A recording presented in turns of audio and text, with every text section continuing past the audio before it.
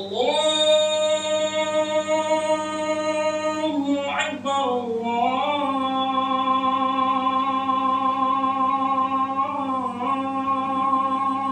الله أكبر الله أكبر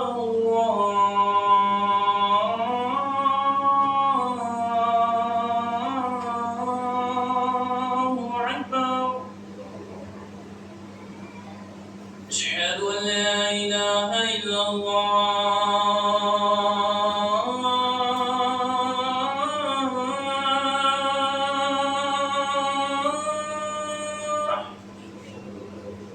أشهد أن لا إله إلا الله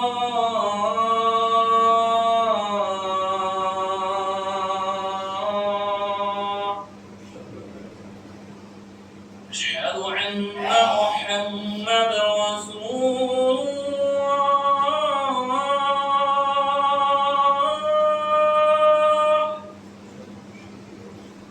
أشهد أن محمد رسول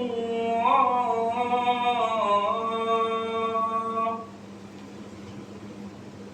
حي على الصلاة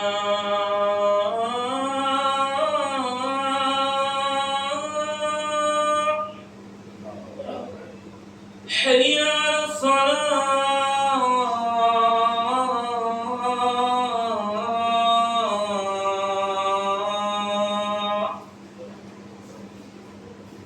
حي على الفلاح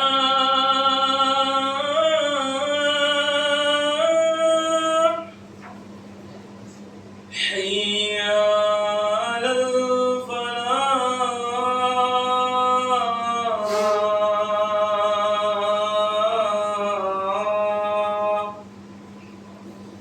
الله أكبر الله أكبر لا إله إلا الله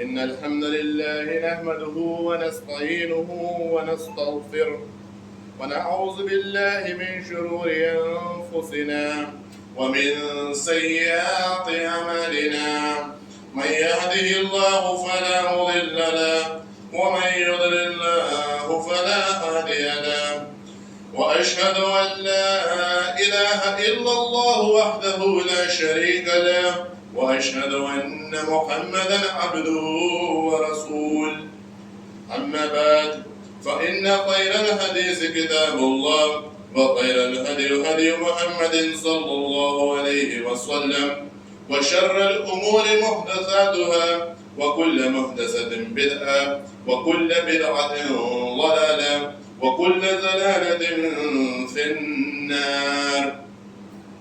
يقول الله تبارك وتعالى في موضع آخر: يا أيها الذين آمنوا اتقوا الله حق تقاته ولا تموتن إلا وأنتم مسلمون. وقال تعالى أيضا: يا أيها الناس اتقوا ربكم الذي خلقكم من نفس واحدة وخلق منها زوجها وبث منهما رجالا كثيرا ونساء واتقوا الله الذي تساءلون به والأرحام إن الله كان عليكم رقيبا. وقال تعالى إذن: يا أيها الذين آمنوا اتقوا الله وقولوا قولا سديدا. حاضرین جمعہ، تمام قسم کی تعریف توصیف حمد و ثنا بزرگی بڑائی کبریائی اللہ وحدہ لا شریک کے لیے ہی لائق اور زیبا ہے، جو تنہا اس کائنات کا خالق، مالک اور رازق ہے، اور جس کی عبادت کرنا نہ صرف جن اور انس کا مقصد ہے بلکہ ہماری اس دنیا اور آنے والی دنیا آخرت کی کامیابی کا ضامن ہے، اور جس کی نافرمانی کرنا ہماری دونوں جہان کی بربادی کا سبب بنتا ہے۔ درود و سلام ہو تمام انبیاء علیہ السلام پر، بالخصوص جناب محمد رسول اللہ صلی اللہ علیہ وسلم پر، جنہیں اللہ تبارک و تعالیٰ نے رحمت للعالمین بنا کر اس امت کے لیے اور پورے جہان کے لیے مبعوث فرمایا۔ ہم ابھی آج 24 شعبان 1444 ہجری اسلامی تاریخ ہے آج کی، اور آج سے 6 دن یا 7 دن بعد ہم ایک ایسے مبارک مہینے میں داخل ہونے والے ہیں انشاءاللہ، جسے اللہ کے رسول نے بھی کہا کہ اتاکم رمضان شہر مبارک، کہ تم کو رمضان کا مہینہ دیا گیا ہے جو برکتوں والا مہینہ ہے۔ تو رمضان آنے والا ہے، تو ہمیں چاہیے کہ ہم رمضان کی تیاری کریں۔ سب سے پہلے تو میں اللہ تبارک و تعالیٰ سے دعا کرتا ہوں کہ مجھے بھی اور آپ سب کو بھی امن، سلامتی اور صحت یابی کے ساتھ رمضان میں داخل کرے، اور کہ ہم کو اللہ تبارک و تعالیٰ رمضان میں اپنی عبادت کرنے کی توفیق عطا کرے۔ اللہ تبارک و تعالیٰ ہمیں جب اس رمضان سے نکالے تو اس حال میں نکالے کہ ہمارے اندر تقوی شعاری آ گئی ہو، ہمارے پچھلے گناہ معاف ہو گئے ہوں۔ یہ میں اللہ تبارک و تعالیٰ سے دعا کرتا ہوں، اور آپ سب کو بھی کرنا چاہیے نا۔ اور کیونکہ اللہ کے نبی صلی اللہ علیہ وسلم نے فرمایا، آئیے حدیث دیکھ لیتے ہیں کہ رغم انف رجل، کہ اس شخص کی ناک خاک آلود ہو۔ یہ ایک جملہ ہوتا ہے عربی میں کہ وہ شخص بدبخت ہو گیا، وہ شخص برباد ہو گیا۔ جیسے ہمارے یہاں بھی کچھ جملے ہوتے ہیں جیسے ستیہ ناش ہو گیا، اس شخص کا تو مطلب وہ بدبخت ہے۔ وہ شخص کیا ہوا، جس کے ساتھ کیا ہوا، دخل علیہ رمضان ثم سلخ، کہ اس پر رمضان داخل ہوا اور رمضان اس کے نکل بھی گیا، مطلب رمضان آیا بھی اور نکل بھی گیا۔ قبل ان یغفر لہ، اس سے پہلے کہ وہ اپنی بخشش کرا سکے۔ مطلب اس شخص نے رمضان آیا، پورا رمضان پایا، لیکن وہ شخص نے اپنی بخشش نہیں کرا پایا۔ اللہ کے نبی صلی اللہ علیہ وسلم اس شخص کو کہہ رہے ہیں کہ وہ بدبخت ہے، اس کی ناک مٹی میں ملے، یعنی ایک بددعا طریقے کی نبی صلی اللہ علیہ وسلم کر رہے ہیں کہ وہ کیسا بدبخت شخص ہے جس کو رمضان جیسا مہینہ ملے اور وہ اپنی بخشش نہ کرا سکے۔ معلوم چلا کہ رمضان سے جہاں بہت سے لوگ فیضیاب ہوتے ہیں، بہت سے لوگ اپنے گناہوں سے بخشش طلب کرتے ہیں، بہت سے لوگوں کو اللہ تعالیٰ جہنم سے آزاد کرتا ہے، بہت سے لوگوں کی اللہ تعالیٰ مغفرت کرتا ہے، وہی کچھ ایسے بدبخت بھی ہوتے ہیں رمضان میں جو رمضان کا صحیح سے فائدہ نہیں اٹھا پاتے، جو رمضان جیسے مبارک مہینے کا صحیح سے فائدہ نہیں اٹھا پاتے، اور ان کے لیے رمضان محض ایک تفریح اور ایک کھانا پینا اور عیش و عشرت کا ایک وہ ہو جاتا ہے۔ اس طریقے سے رمضان جو گزارے اس کے لیے نبی صلی اللہ علیہ وسلم نے بددعا کی ہے۔ اللہ کے نبی صلی اللہ علیہ وسلم کی ایک اور حدیث یاد کریے، اللہ کے نبی نے فرمایا نعمتان مقبول فیہما کثیر من الناس، کہ اللہ تبارک و تعالیٰ کی دی ہوئی 2 نعمتیں ایسی ہیں جس کے بارے میں اکثر لوگ اس سے غافل ہیں، اکثر لوگ اس کا صحیح فائدہ نہیں اٹھا پاتے۔ الصحت والفراغ، ایک صحت، اچھی صحت اور ایک وقت، فراغت، ٹائم، کہ اللہ کے نبی صلی اللہ علیہ وسلم نے کہا کہ جیسا فائدہ اٹھانا چاہیے زیادہ تر لوگ ان دونوں نعمتوں سے ویسا فائدہ نہیں اٹھا پاتے۔ رمضان کا مہینہ کیا ہے؟ رمضان کا مہینہ کچھ دن ہے، 30 دن، اور دن کیا ہوتے ہیں؟ کچھ لمحوں کا مجموعہ ہوتا ہے، یعنی رمضان ایک وقت ہے جو وقت کو آپ کبھی قید نہیں کر سکتے۔ رمضان آئے گا، رمضان اپنے وقت پہ آئے گا اور نکل جائے گا۔ آپ کیا کریں گے وہ آپ کے لیے فائدہ مند ہے۔ اگر ہم نے بھی ان نعمتوں سے، یہ وقت کی جو نبی صلی اللہ علیہ وسلم نے فرمایا، ہم نے اگر اس سے فائدہ نہیں اٹھایا تو ہمارے لیے بھی اللہ کے نبی نے کہا کہ ہم اس سے اکثر لوگ فائدہ نہیں اٹھا پاتے. تو ہمیں چاہیے کہ ہم ابھی سے پلاننگ کریں کہ ہم کو رمضان سے صحیح سے فائدہ اٹھانا ہے. ٹھیک ہے. اسی طریقے سے یہ پتہ چلتا ہے کہ ہم کو ہر وقت کی اپنے لمحات کی ہمیں پلاننگ کرنی ہے. کیونکہ یہ جو ہم زندگی جی رہے ہیں, یہ جو ہم کو لمحات ملے ہیں اللہ تبارک و تعالیٰ کی طرف سے, اور خاص طور سے رمضان کی جو نعمت ملی ہے. جیسے ایک تاجر ہوتا ہے, اس کے پاس کچھ مال ہوتا ہے, وہ انویسٹ کرتا ہے, اس کا ریٹرن چاہتا ہے. وہ انویسٹ کرتا ہے اور اس کا ریٹرن چاہتا ہے. تو ہمارے جو زندگی ہے, وہ مال ہے, اس کو ہمیں کس کو بیچنا ہے, کیا کرنا ہے, یہ ہمارے ہاتھ میں ہے. اللہ تعالیٰ نے فرمایا سورہ توبہ میں, ان اللہ اشتری من المؤمنین انفسهم واموالهم بان لهم الجنہ.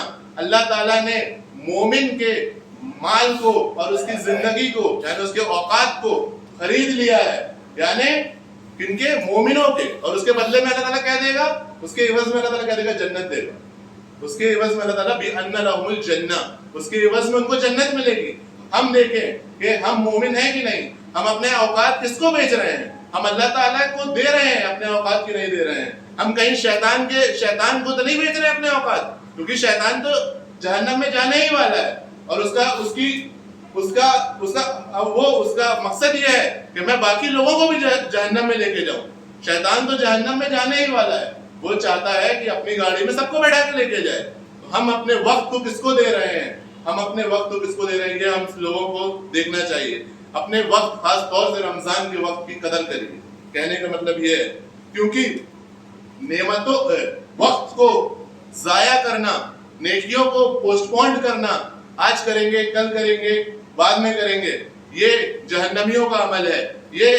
یہ جہنمیوں کا عمل ہے, اور یہ مینٹیلٹی صحیح نہیں ہے. کیونکہ قیامت کے دن بھی کچھ لوگ ایسے آئیں گے. آپ سورہ سجدہ پڑھیے, اس میں کیا ہے؟ ربنا ابصرنا وسمعنا.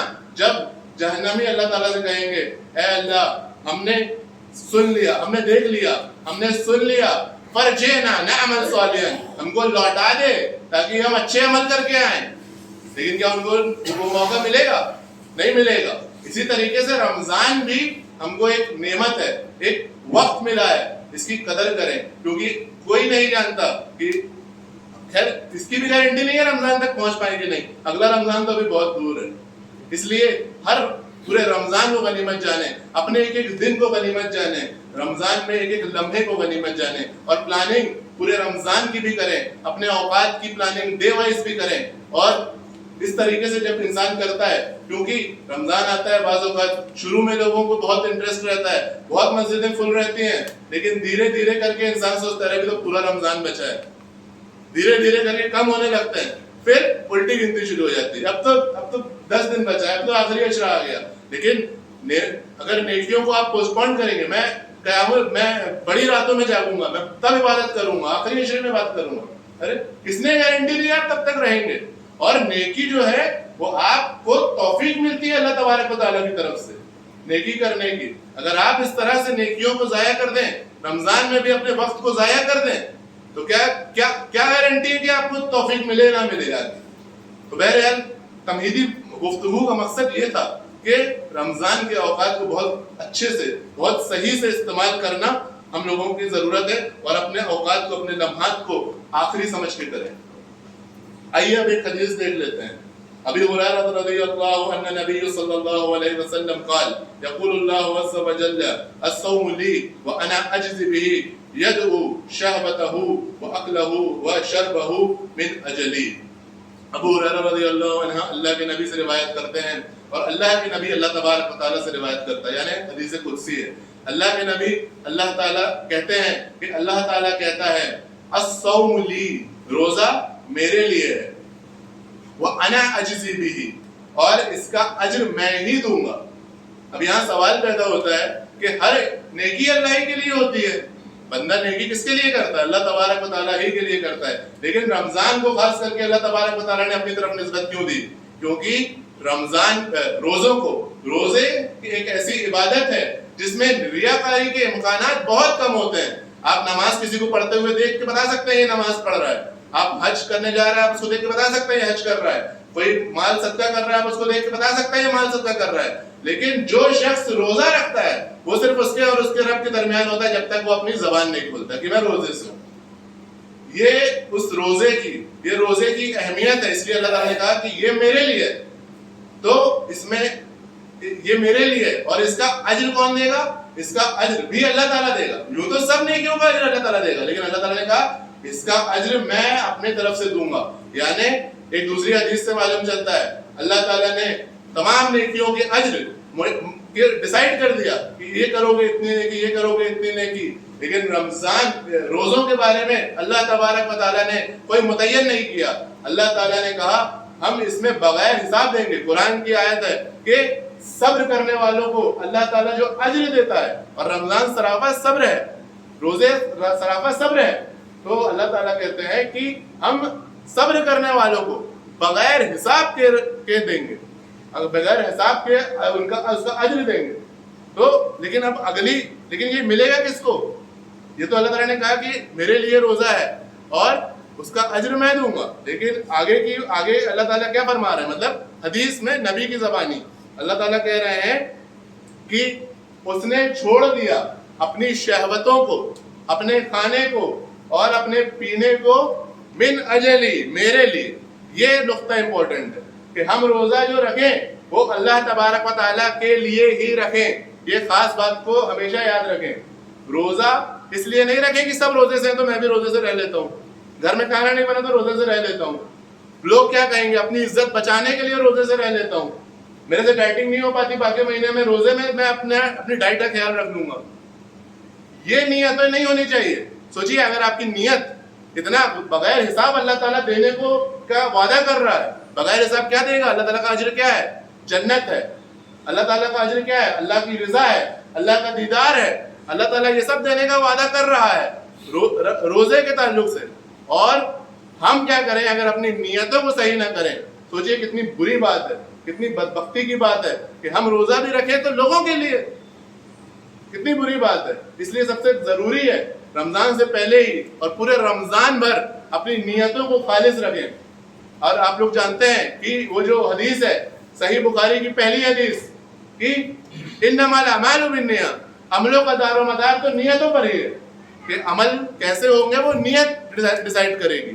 اس لیے آپ کی نیت جو ہے وہ رمضان میں بہت صحیح ہونی چاہیے، اللہ کو راضی کرنے والی ہونی چاہیے. آئیے دوسری حدیث دیکھ لیتے ہیں. رسول اللہ صلی اللہ علیہ وسلم فرماتے ہیں من صام رمضان ایمانا واحتسابا غفر له ما تقدم من ذنب، کہ جس شخص نے روزے رکھے رمضان کے اور دو چیزوں کے ساتھ رکھے، ایمانا واحتسابا، تو اس کے کیا ہوں گے؟ پچھلے سارے گناہ معاف کر دیے جائیں گے. بڑی مشہور حدیث ہے. اور اسی حدیث کے اسی طریقے کے جملے آئے ہیں کہ جو قیام اللیل کرے یعنی تراویح کی نماز پڑھے رمضان میں، من قام رمضان ایمانا و احتسابا کے بھی لفظ آئے ہیں. اور یہ بھی آیا ہے کہ من قام لیلۃ القدر ایمانا و احتسابا، ایمان کے ساتھ اور احتساب کے ساتھ جو شخص رمضان کے روزے رکھتا ہے، رمضان کی تراویح پڑھتا ہے، لیلۃ القدر میں قیام کرتا ہے، اللہ تعالیٰ اس کے پچھلے سارے گناہ معاف کر دیتے ہیں. اب لفظ دو ہیں، ایمانا و احتسابا، ان میں تھوڑا غور کرنے کی ضرورت ہے. ایک ایمان کا مطلب تو جو علماء اکرام نے فرمایا کہ ایمان والا ہونا چاہیے، اس کے دل میں ایمان درست ہونا چاہیے. اور دوسرا مطلب ایمان و احتساباً کا ساتھ میں بتایا کہ ایمان ہونا چاہیے اس شخص کا کہ اللہ تبارک و تعالیٰ نے جو وعدے کیے ہیں رمضان کے تعلق سے، روزوں کے تعلق سے، اس پر اس کا ایمان ہونا چاہیے. اللہ تعالیٰ نے، اللہ کے نبی نے، ہم نے جو ابھی سنا کہ بغیر حساب اجر ملتا ہے، ان ساری چیزوں پر اس کا ایمان ہونا چاہیے. اور احتساباً کا مطلب یہ ہے کہ وہ جو نعمتیں اللہ تبارک و تعالیٰ دے رہا ہے ان کی قدر کرتے ہوئے اس کی چاہت، اس کی رغبت اس کے دل میں ہونی چاہیے. اور یہ جو صفت ہے وہ رمضان کے ساتھ ہی خاص نہیں ہے، یہ اور بھی عبادتوں میں یہ صفت ہونی چاہیے. علماء اکرام فرماتے ہیں کہ یہ صفت اور بھی عمل میں ہونی چاہیے کہ انسان کو دو چیزیں، ایک جو اس عمل کی فضیلت میں جو حدیثیں آئی ہیں یا جو قرآن کی آیتیں آئی ہیں، جو اجر بتایا گیا ہے، وہ اس کے دماغ میں ہو، اس پر وہ ایمان لاتا ہو. ایسا نہ ہو کہ پتہ نہیں ملے گا کہ نہیں ملے گا، پتہ نہیں کچھ فائدہ ہوگا کہ نہیں ہوگا روزہ رکھنے کا، ایسا نہ ہو.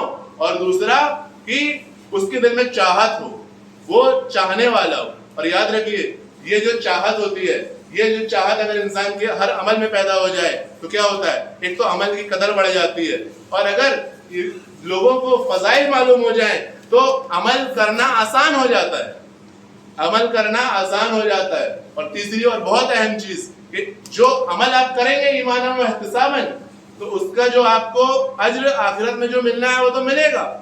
دنیا میں انسان اس کی لذت محسوس کرتا ہے، دنیا میں انسان اس عمل کی لذت محسوس کرنے لگے گا اگر وہ ایمان کے ساتھ، یہ ایمان لاتے ہوئے کہ اللہ تعالیٰ نے جو جو وعدے کیے ہیں رمضان کے ساتھ، نماز کے ساتھ، صدقہ خیرات کے ساتھ، وہ سب مجھے ملیں گے، اور اس کی اس کے دل میں چاہت ہو۔ آئیے ایک آیت پڑھتے ہیں، اگلی آیت کی طرف پڑھتے ہیں۔ تو ابھی تک ہم نے کیا دیکھا؟ ایک تو ہم کو اپنی نیت درست کرنی ہے، وقت کی صحیح سے پلاننگ کرنی ہے، نیت درست کرنی ہے، ایمان اور احتساب کے ساتھ عمل کرنا ہے۔ سورہ بقرہ کی آیت نمبر 183، یا ایھا الذین آمنوا کتب علیکم الصیام کما کتب علی الذین من قبلکم لعلکم تتقون، اے ایمان والو تم پر روزے فرض کر دیے گئے۔ یعنی روزہ کیا ہے؟ فرض ہے۔ اور کس پر؟ ایمان والوں پر۔ جو بھی انسان روزے کی شرائط میں داخل ہو اس کے لیے روزے رکھنا فرض ہے، اس کے لیے چھوٹ نہیں ہے۔ کوئی جمعے کا روزہ رکھ رہا ہے، کوئی آخری عشرے کا روزہ رکھ رہا ہے، کوئی بڑے روزے رکھ رہے ہیں، بڑے چھوٹے کچھ نہیں ہوتے، پورے کا پورا کہ رمضان من یہ ہے کہ جس نے رمضان، قرآن میں اسی کی آیت کے بعد میں ہے کہ آپ اگر رمضان کا مہینہ پائیں تو آپ کو چاہیے کہ آپ روزہ رکھیں، آپ پر فرض کر دیے گئے ہیں روزے، ہر انسان کو چاہیے، مجاہدہ کرنا پڑتا ہے، قربانیاں دینی پڑتی ہیں دین کے لیے۔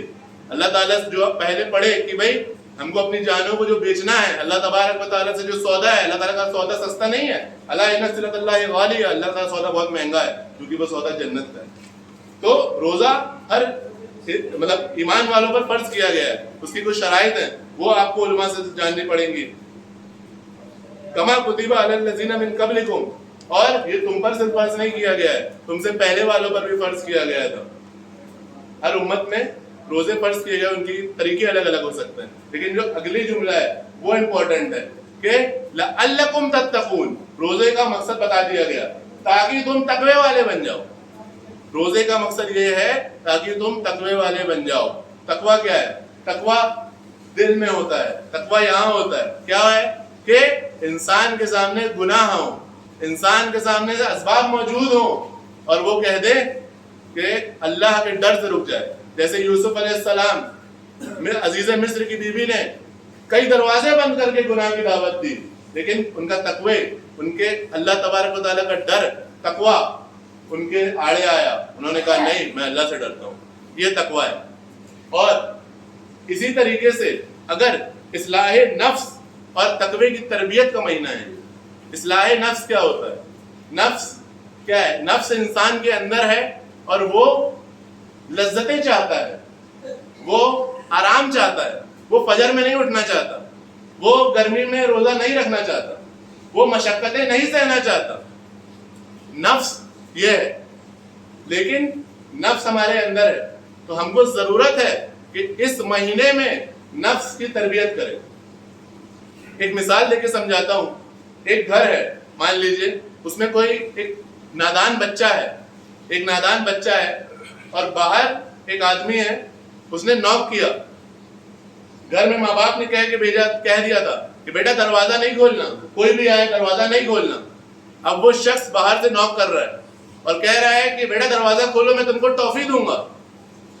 اور اگر وہ بچہ دروازہ کھول لیتا ہے تو وہ انسان اندر گھس کے پورے گھر کے مال متا سب چرا کے بھاگ جاتا ہے۔ یہ مثال سے کیا سمجھ میں آیا کہ وہ بچہ نادان تھا۔ ایسا ہی ہمارا نفس ہے، اور جو باہر ہے وہ شیطان ہے۔ شیطان نفس کو لالچ دیتا ہے کہ کر کے تو دیکھو، آدم علیہ السلام کو بھی دیا تھا شیطان نے۔ جھوٹ بولتا ہے شیطان، جھوٹ بولتا ہے یا کچھ چھوٹی موٹی چیزوں کے لالچ دیتا ہے، اور اگر انسان اس گناہ میں پڑ جاتا ہے تو اس کا بڑا نقصان شیطان کرتا ہے۔ تو رمضان کا مہینہ اس بچے کی طرح جو ہمارا نفس ہے، اس نادان بچے کی طرح جو کبھی مال کے لالچ میں، کبھی آرام کی وجہ سے اللہ کے حکموں کی فرما برداری نہیں کرتا، اس کی تربیت کا مہینہ ہے کہ اللہ تبارک و تعالیٰ کی منع کردہ چیزوں پر چاہے کتنا بھی کوئی کہے، چاہے شیطان کتنا بھی وسوسہ ڈالے، میں اللہ کی نافرمانی نہیں کروں گا. یہ ہے رمضان کا مہینہ. آپ صبح سے شام تک روزہ رکھیں گے، آپ وضو کر رہے ہیں، آپ کو کوئی نہیں دیکھ رہا، آپ چاہیں تو تھوڑا سا حلق میں ڈال لیں، کوئی نہیں دیکھ رہا آپ کو، لیکن انسان نہیں ڈالتا ہے. کیوں؟ کیونکہ میرا اللہ دیکھ رہا ہے، سوچتا ہے رمضان میں یا میرا روزہ خراب ہو جائے گا. تو ایسے ہی آپ نفس کی تربیت باقی سال مہینے میں بھی کریے کہ میری زندگی خراب ہو جائے گی، اگر اللہ نے اس گناہ کی پکڑ کر لی تو میرا کیا بنے گا آخرت میں. نو کہنا سیکھیے، نہیں کہنا سیکھیے، اللہ تعالیٰ کے لیے گناہوں کو چھوڑنا سیکھیے. اور جب اس رمضان سے اگر اس طرح کی تربیت ہو تو جب ہم اس رمضان سے نکلیں تو اپنا نفس کو اتنا ڈسپلن کر لیں، اپنے نفس کا اتنا تزکیہ کر لیں. دیکھیے نفس کو آپ نکال کے پھینک نہیں سکتے، نفس کا تزکیہ کرنا پڑتا ہے، نفس کو ڈسپلن کرنا پڑتا ہے اور اس کی تجدید کرنی پڑتی ہے، یعنی بار بار کرنا پڑتا ہے. اس کو ڈسپلن اتنا کر لیجئے کہ جب رمضان کے بعد سرکش شیاطین کھول دیے جائیں گے تب آپ کا نفس اتنا مضبوط ہو چکے کہ آپ شیطان کے بہکاوے میں نہ آئیں. شیطان آپ کا کھلا ہوا دشمن ہے، جیسے بتایا میں نے کہ شیطان اپنی گاڑی میں سب کو بٹھا کے جہنم میں لے جانا چاہتا ہے. شیطان آپ کا کھلا ہوا دشمن ہے، اس کو دشمنی سمجھیے اور اپنے نفس کی تزکیہ کریے. اور جس کا نفس کا تزکیہ ہو گیا تو اس کو تقوی حاصل ہو جاتا ہے، اس کو اللہ کا خوف اس کو حاصل ہو جاتا ہے، اس کو خشیت اللہ کی سمجھ میں آ جاتی ہے، وہ اللہ کی منع کردہ چیزوں سے رکنے والا بن جاتا ہے. اور یہی مقصد ہے رمضان کا. اسی طریقے سے رمضان جو ہے وہ قرآن کا مہینہ ہے، قرآن کا مہینہ ہے رمضان.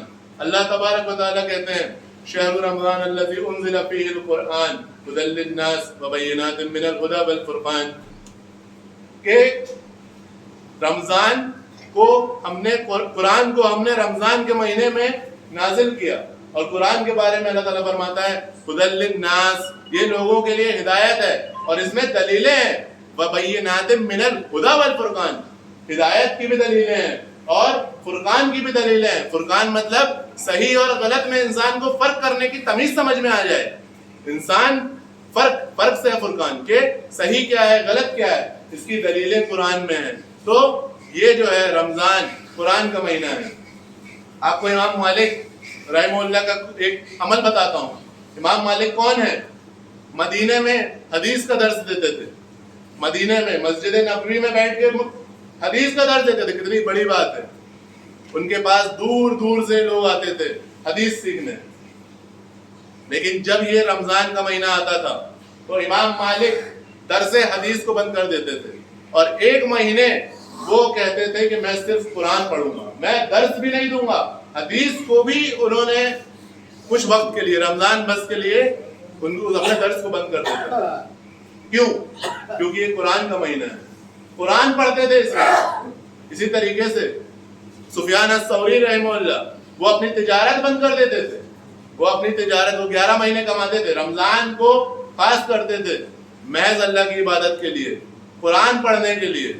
اور اللہ کے نبی صلی اللہ علیہ وسلم کا بھی عمل ہم کو ملتا ہے کہ جبریل علیہ السلام اللہ کے نبی صلی اللہ علیہ وسلم کے پاس ہر رات کو آیا کرتے تھے اور جتنا قرآن اس وقت تک نازل ہو گیا ہوتا تھا اس کا دور کرتے تھے.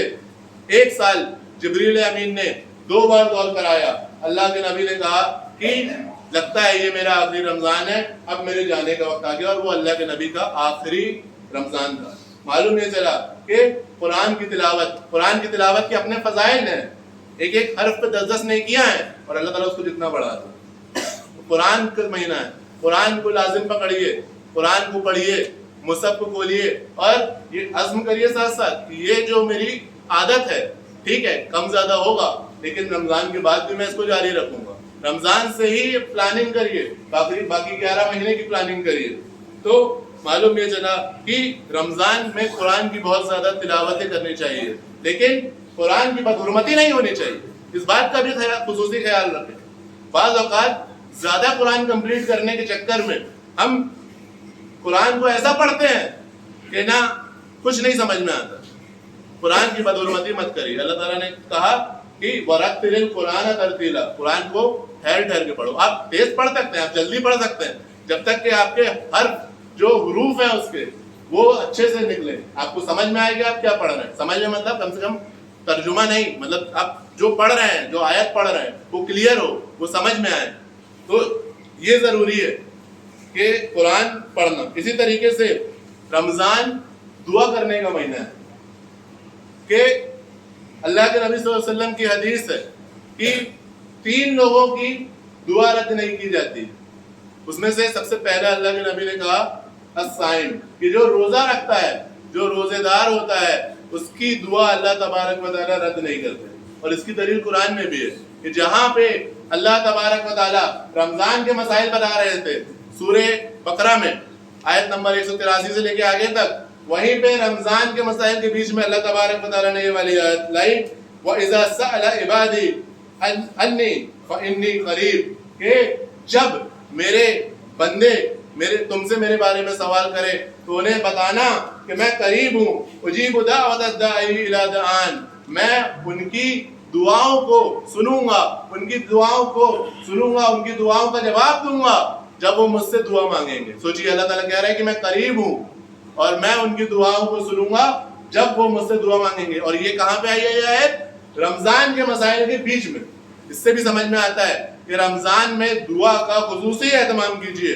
دیکھیے رمضان میں نیکی کرنا آسان کر دیا جاتا ہے، دل تھوڑے نرم ہوتے ہیں، انسان بھوکا پیاسا ہوتا ہے. تو ایسے حال میں اللہ تبارک و تعالیٰ کے سامنے آپ روئیں، گڑ گڑائیں، اللہ تعالیٰ سے کہیں اے اللہ میں تیرا ہی بندہ ہوں، اے اللہ میں گنہگار بہت ہوں لیکن میں خود تیرا بندہ، اے اللہ مجھے رونا بھی نہیں آتا، میرا دل اتنا سخت ہو چکا ہے گناہ کر کر کے، لیکن اللہ تعالیٰ مجھے معاف کر دے. اس طرح کی دعائیں کریں. آپ کو اور کچھ مانگنا ہے اپنے گھر والوں کے لیے دعا کریں، اپنے گڑ گڑائیں. اور اللہ تعالیٰ سے جب بھی دعا کریں تو دعا کے ساتھ ساتھ چند ایسے کلمے بولنا چاہیے کہ اللہ تبارک و تعالیٰ کے سامنے، جیسے آپ سید الاستغفار دیکھیے، اس میں استغفار کا لفظ تو ایک ہے، اس کے پہلے کیا ہے کہ اپنے گناہوں کا اعتراف، اللہ تعالیٰ کی نعمتوں کا اعتراف کہ تو نے مجھے سب کچھ دیا ہے، میں اپنے گناہ تیرے سامنے رکھتا ہوں. پھر لاسٹ میں بس اتنا ہے کہ فغفر لی، کہ اے اللہ مجھے معاف کر دے، تیرے علاوہ کوئی معاف نہیں کر سکتا. اسی طرح رمضان جو ہے وہ سخاوت کرنے کا مہینہ ہے. سخاوت کرنا مطلب مال کو خرچ کرنا، اپنی زبان میں کہیں تو اپنی جیبوں کو ڈھیلا کرنے کا مہینہ ہے. اللہ کے نبی صلی اللہ علیہ وسلم کے بارے میں ابن عباس رضی اللہ عنہ فرماتے ہیں کہ حدیث کا ترجمہ بس بتا رہا ہوں کہ اللہ کے نبی ہم سب میں سخاوت کرنے میں سب سے آگے تھے. اللہ کے نبی ہم سب میں سخاوت کرنے میں، مال خرچ کرنے میں سب سے آگے تھے، اور ان کی یہ سخاوت بہت زیادہ بڑھ جاتی رمضان میں، اور ان کی یہ سخاوت بڑھ جاتی رمضان میں. اور اس کے بعد کچھ جملے ہیں، اس کے بعد آخری میں یہ فرمایا کہ جب جبریل آتے تھے تو اللہ کے نبی کی سخاوت ایسی ہوتی تھی جیسے آندھی. یعنی ایک ہوتا ہے کہ ایک ہوا چلتی ہے، وہ ایک ڈائریکشن میں چلتی ہے، پورب کی ہوا ہے یا شمال کی ہے، جنوب کی، اس طرح سے. لیکن جب آندھی آتی ہے تو وہ ہر ڈائریکشن میں جاتی ہے، اس کو کوئی قید نہیں کر سکتا. اسی طریقے سے اس مثال سے صحابی یہ سمجھانا چاہ رہے ہیں کہ اللہ کے نبی یہاں بھی خرچ کرتے، وہاں بھی خرچ کرتے، مسجدوں میں دے رہے ہیں، غریبوں کو دے رہے ہیں. اس طرح کا عمل ہمارا ہونا چاہیے کہ رمضان میں ہم سخاوت کرنے والے ہوں. اور اگر ہم رمضان میں سخاوت کریں گے تو اللہ تبارک و تعالیٰ باقی مہینوں میں برکت کے اور رمضان میں بھی ہمارے کاروبار میں اور ان سب چیزوں میں برکت دے گا. اللہ تعالیٰ مال کبھی کم نہیں ہوتا. اللہ کے نبی غالباً اللہ کے نبی کی حدیث ہے کہ مال کبھی دینے سے کم نہیں ہوتا، مال اللہ کی راہ میں صدقہ کرنے سے کم نہیں ہوتا. تو یہ اس پر ہمارا ایمان ہونا چاہیے، سخاوت کرنا چاہیے. اور سخاوت کرنے کا ایک اور طریقہ جس میں جو یہ ہو سکتا ہے کہ ہم لوگوں کو روزے کھلوائیں، روزہ افطار کروائیں، کیونکہ اللہ کے نبی کی حدیث ہے کہ اگر آپ نے ایک شخص کو افطار کرایا تو آپ کو جو اجر ملے گا وہ تو ملے گا روزے کا، اس شخص کا اجر کے برابر آپ کو بھی اجر ملے گا اور اس کے اجر میں سے کچھ کم نہیں کیا جائے گا. یعنی اگر آپ نے مہینے میں 30 روزے رکھے اور آپ ہر روز ایک ایک آدمی کو بھی روزے افطار میں بیٹھا لے رہے ہیں اپنے ساتھ، تو آپ کو 60 روزوں کا ثواب ملے گا. سوچئے کتنی بڑی بات ہے. اسی طریقے سے رمضان آنے سے قبل رمضان علم حاصل کریے. کہ رمضان میں ہمیں کیا کیا کرنا چاہیے، رمضان کے مسائل جانیے کہ روزہ کن چیزوں سے ٹوٹتا ہے، کن چیزوں سے نہیں ٹوٹتا، کن چیزوں کو کرنا ہے رمضان کی حالت میں، کن چیزوں کو نہیں کرنا ہے. بعض اوقات لوگ رمضان کے مہینے میں پھر علماء کو فون کرتے ہیں، سب کرتے ہیں. ان سب چیزوں کو پہلے کر کے رکھ لیجئے. اسی طریقے سے کچھ دعائیں ہیں ان کو یاد کر کے رکھ لیجئے. دعاؤں میں جو ہلال دیکھنے کی دعا ہے، افطار کرنے کی دعا ہے، لیلۃ القدر کی دعائیں ہیں. ان دعاؤں میں بہت زیادہ معنی ہیں، وقت نہیں ہے تو بتاتا میں کہ ان میں بہت زیادہ گہرے معنی ہیں. ان کو آپ سوچئے، ان کو یاد کریے. یہ سب چیزیں ہمیں ابھی ایک ہفتہ ہے رمضان سے پہلے کر کے رکھ لیجئے. بہت اختصار کے ساتھ اب ہم چند چیزیں دیکھیں گے کہ جو ہمیں رمضان میں نہیں کرنی چاہیے، بہت اختصار کے ساتھ. سب سے پہلی چیز اللہ کے نبی کی حدیث ہے کہ جو شخص جھوٹ بولنا اور اس پر عمل کرنا نہ چھوڑے، اللہ تعالیٰ کو کوئی مطلب نہیں ہے کہ وہ روزے سے وہ بھوکا رہے یا پیاسا رہے. سوچئے، جھوٹ ایک ایسی چیز ہے کہ اگر ہم رمضان کی حالت میں، روزے کی حالت میں جھوٹ بول رہے ہیں تو اللہ تعالیٰ کو ہمارے روزے سے کوئی مطلب نہیں ہے. آپ بھوکے رہیے، پیاسے رہیے. سوچئے کتنا بڑا معاملہ ہے. اسی طریقے سے رمضان کے اوقات میں، رمضان کے مہینے میں اپنے آپ کو مشغول مت کیجیے لغو چیزوں میں، خاص طور سے موبائلوں میں. موبائل سے دور رہیے، کیونکہ یہ سب جو اوقات ہیں وہ واپس نہیں ملیں گے. آپ ان کو ترک کر دیجئے. رمضان میں کم سے کم موبائل سے دوری بنا لیجئے. کوئی کہتا ہے کہ بھائی ہم درس سنتے ہیں، ہم تو اچھی چیزیں دیکھتے ہیں. ٹھیک ہے، لیکن ابھی آپ نے امام مالک کا عمل دیکھا کہ وہ رمضان میں درس کو بھی بند کر دیتے تھے. رمضان میں کرنے کے جو اعمال ہیں ان پر دھیان دیجئے. قرآن پڑھیے، دعا کیجئے، اذکار کیجئے. یہ ساری چیزیں کرنا ہے. رمضان میں اپنے آپ کو مشغول مت کیجئے. اسی طریقے سے ایک جملے میں کہوں تو ٹائم کو پاس مت کیجئے. وقت کو بس نبھائیے نہیں. کئی لوگ سو کے روزہ نبھاتے ہیں، صبح سے سو جاتے ہیں پھر اٹھتے ہیں نمازوں کے وقت میں، کئی بار نماز کے وقت میں بھی نہیں اٹھتے. سو کے اپنے رمضان روزوں کو برباد مت کریے. ٹائم کو پاس مت کریے، ٹائم کو انویسٹ کریے. کچھ اچھا کام کریے کہ جب اللہ تعالیٰ کے سامنے کھڑے ہو قیامت کے دن تو کچھ نیکیاں ہمارے نامہ اعمال میں ہوں. اسی طریقے سے اس کو کھانے پینے اور زینت اختیار کرنے کا مہینہ مت بنائیے. خاص طور سے عورتوں کے معاملے میں یہ علماء اکرام بھی فرماتے ہیں کہ عورتیں صبح سے شام تک افطار کی تیاری، شام سے رات تک سحری کی تیاری، پھر فجر کے بعد کپڑا دھونا، یہ وہ برتن، اور اسی میں ان کا رمضان نکل جاتا ہے. تو یہ طریقہ صحیح نہیں ہے. ہم کو بھی چاہیے، مردوں کو چاہیے.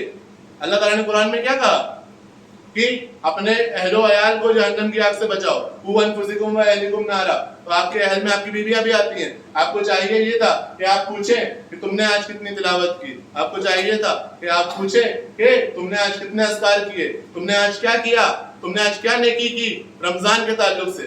ہم پوچھتے کیا ہیں؟ آج کھانے میں کیا بنایا، یہ کیوں نہیں بنایا، وہ کیوں نہیں بنایا. ڈیمانڈ ہوتی ہے ہماری. ٹھیک ہے، کھائیے پیجیے، اس میں کوئی منائی نہیں ہے، لیکن پورے وقت کو خاص طور سے عورتوں کے ان سب چیزوں میں لگا دینا اور آخری عشرے کو خریداری شاپنگ میں لگا دینا، یہ رمضان کے مقاصد میں سے نہیں ہے. ان کو ضرورت کی حد تک رکھیے، ان کو اپنا مقصد مت رہیے. ایک آخری حدیث جو بہت اہم سمجھتا ہوں میں رمضان کے تعلق سے، اور یوں بھی اس کو بیان کر کے اپنی بات کو ختم کروں گا. اس کو حدیث مفلس بھی کہا جاتا ہے. اللہ کے نبی صلی اللہ علیہ وسلم نے صحابہ اکرام سے پوچھا، اتدرون ما المفلس، کیا تم جانتے ہو کہ مفلس کون ہے؟ مفلس مانے خلاش، بینکرپٹ، جس کے پاس کچھ نہیں بچا، وہ جس کو بولتے دیوالیہ ہو گیا. وہ جانتے ہو کون ہے؟ صحابہ نے کہا کہ اللہ کے نبی، جس کے پاس درہم نہیں، جس کے پاس دینار نہیں. اللہ کے نبی نے کہا نہیں، میری امت کا مفلس وہ ہے جس کے نامہ اعمال میں نمازیں بہت زیادہ ہوں گی، نیکیاں بہت زیادہ ہوں گی، رمضان کے روزے ہوں گے، صدقات و خیرات ہوں گے، لیکن اس نے کیا کیا ہوگا؟ کسی کو گالی دیا ہوگا، کسی کی غیبت کی ہوگی، کسی پہ تہمت لگائی ہوگی، کسی کو مارا ہوگا، کسی کا قتل کیا ہوگا، کسی کا مال ہڑپا ہوگا. یعنی اس کی زبان اور اس کی ہاتھ سے دوسرا مسلمان یا دوسرے لوگ محفوظ نہیں تھے. تو اللہ تعالیٰ کیا کرے گا کہ وہ جن لوگوں پر اس نے ظلم کیا ان کو اس کی نیکیاں دے دے، اور جب اس کے پاس نیکیاں ختم ہو جائیں گی تو ان لوگوں کے گناہ اس کے سر چڑھا دیے جائیں گے. یعنی ہمیں حقوق العباد کے تعلق سے بہت زیادہ محتاط رہنے کی ضرورت ہے، کیونکہ ہمارے عمل ویسے بھی ناقص ہیں. نہ جانے قبول ہوتے ہیں کہ نہیں. اللہ سے امید تو ہے لیکن ہماری کوئی گارنٹی نہیں ہے. اور اس میں بھی اگر ہم حقوق العباد میں کوتا ہو جائیں, لوگوں کو چگلیاں کریں, غیبتیں کریں, لوگوں کے مال کو ہڑپیں, اگر یہ ساری چیزیں اگر ہم کریں گے تو ہمارا آخرت کے دن کیا بنے گا؟ سوچئے. ان سب چیزوں پہ غور و فکر کرنے کی ضرورت ہے. اللہ تبارک و تعالیٰ سے آخری میں دعا ہے کہ اللہ تبارک و تعالیٰ رمضان کی برکات سے ہم سب کو فیضیاب ہونے کی توفیق دے, ہم سب کو کما کہو رمضان کی قدر اور اس میں عمل کرنے کی توفیق دے. اللہ تعالیٰ ہم سب کے رمضان کے اوقات میں عمل کرنے کی توفیق دے. اللہ تبارک و تعالیٰ ہم سب کو رمضان میں اور بالخصوص خصوصی طور پہ رمضان میں اور عمومی طور پہ گناہوں سے بچنے کی توفیق دے. اللہ تعالیٰ جب تک اس دنیا فانی میں زندہ رکھے, اسلام پر زندہ رکھے, اور ہمارا جب خاتمہ ہو تو ایمان پر ہو. وآخر دعوانا الحمدللہ رب العالمین.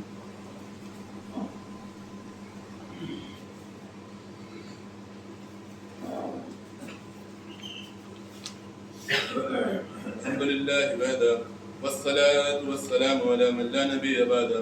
اللهم اعز الإسلام والمسلمين وذل الشرك والمشركين. اللهم ألف بين قلوب المسلمين وأصلح ذات بينهم يا رب العالمين. اللهم انصر من نصر دين محمد صلى الله عليه وسلم واجعلنا منهم, واخذل من خذل دين محمد صلى الله عليه وسلم ولا تجعلنا منهم. آمين. عباد الله رحمني ورحمكم الله, إن الله يأمر بالعدل والإحسان وإيتاء ذي القربى وينهى عن الفحشاء والمنكر والبغي واذكروا الله يذكركم ولذكر الله أكبر والله يعلم ما تصنعون.